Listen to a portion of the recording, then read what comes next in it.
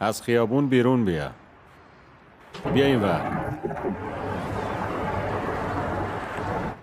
حالا چطوره زبیر؟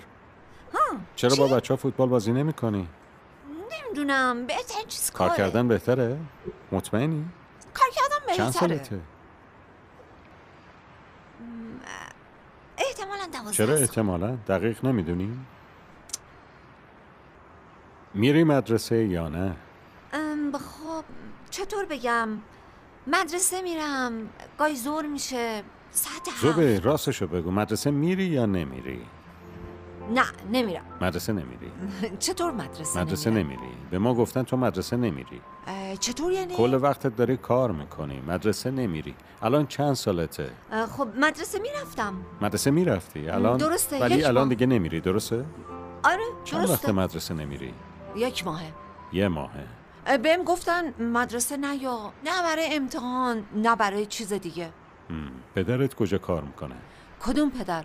من پدر ندارم. پدرت از دنیا رفته؟ خدا رحمتش کنه. آره مادرت؟ اونم مرده. خدا رحمتشون کنه. سلامت باشید. برادر داری؟ آره. چند تا؟ راستش نمیدونم چند تا.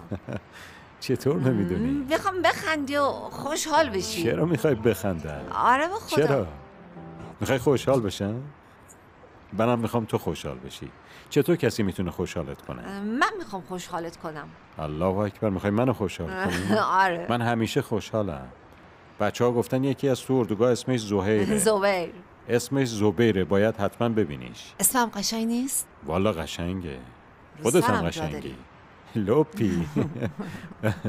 خب زبیر، خب بهتره کار کنی یا درس بخونی؟ کار بهتره؟ حتما؟ حتما، اما دیگه همش خستگیه.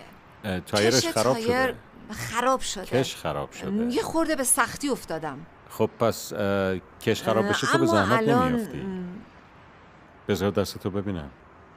دستت زخمیه پسر. راه حل چیه حالا؟ ما میخوایم یه توافقی بکنیم. اجازه میدی بشینم؟ بذار روی چیزی توافق کنیم. وقتتو بیشتر نمیگیره. باشه. ما یه کار خوب انجام میدیم برای بچه‌هایی که مدرسه نمیرن. تو هم یکیشونی. میخوایم تو رو به مدرسه بفرستیم.